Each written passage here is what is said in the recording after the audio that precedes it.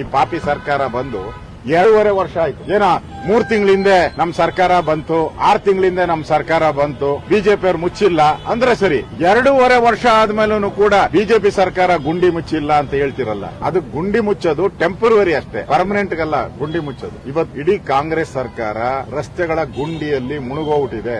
ಇಂಥ ಸರ್ಕಾರ, ಕೆಟ್ಟ ಸರ್ಕಾರ ಕರ್ನಾಟಕದ ಇತಿಹಾಸದಲ್ಲಿ ಇರಲಿಲ್ಲ. ಅಷ್ಟು ಗುಂಡಿಗಳು ಇವತ್ತು ಮರಣ ಕೂಪ ಆಗೋಗ್ಬಿಟ್ಟಿದೆ, ರಸ್ತೆ ಗುಂಡಿಗಳು.